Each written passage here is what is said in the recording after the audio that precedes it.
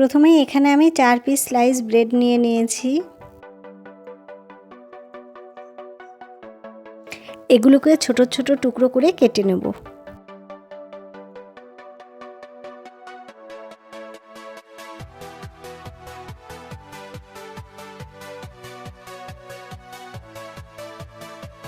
এদিকে দুটি বড় সাইজের পেঁয়াজ কুচি নিয়েছি, এর মধ্যে দিয়ে দেব অল্প একটু লবণ। লবণের সঙ্গে পেঁয়াজটাকে খুব ভালো করে মেখে নিতে হবে।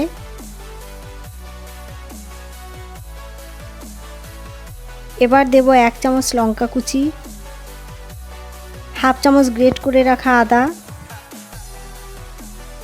2 চামচ ধনেপাতা কুচি। সব কিছু খুব ভালো করে মিশিয়ে নেব। এবার এর মধ্যে গুঁড়ো মশলা অ্যাড করব। দিয়ে দেব 1 চামচ মতো চাট মশলা,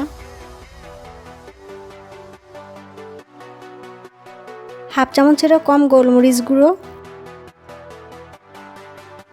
হাফ চামচের কম হলুদ গুঁড়ো,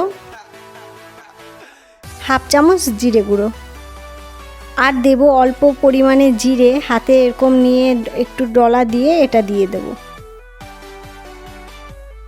এখন এগুলোকেও খুব ভালো করে মিশিয়ে নিতে হবে।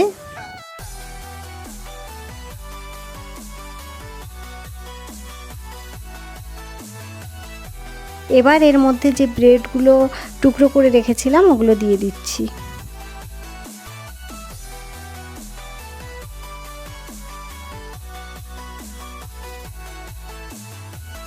এর মধ্যে একটা ডিম ফাটিয়ে দেব।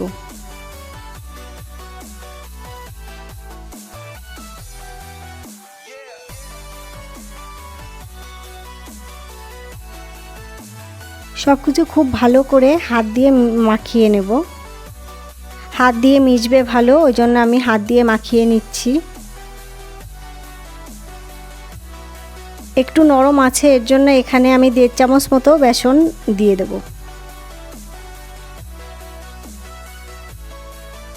আবারও বেসন দিয়ে খুব ভালো করে এটাকে মেখে নেব।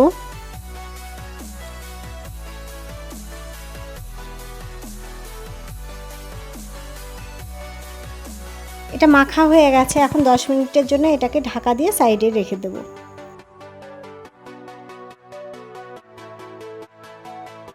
10 মিনিট পর ফিরে আসছি। এটা খুব ভালো সেট হয়ে গেছে। এখন এটা কিছুটা পরিমাণে এইভাবে হাতে নিয়ে গোল গোল করে একটু হাতে তালুতে রেখে চেপে একটু এইরকম আকার করে নেব। এই একইভাবে সবগুলো আমি বানিয়ে নেব।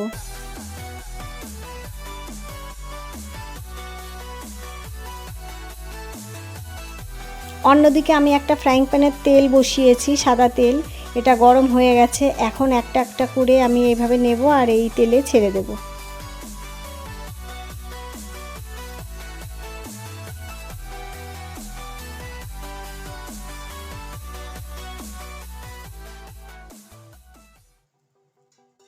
একইভাবে আমি সবগুলো দিয়ে দিয়েছি।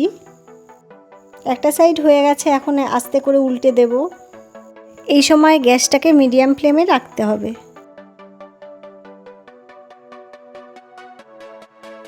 সবগুলো খুব সুন্দর গোল্ডেন ব্রাউন কালার করে ভেজে নেব।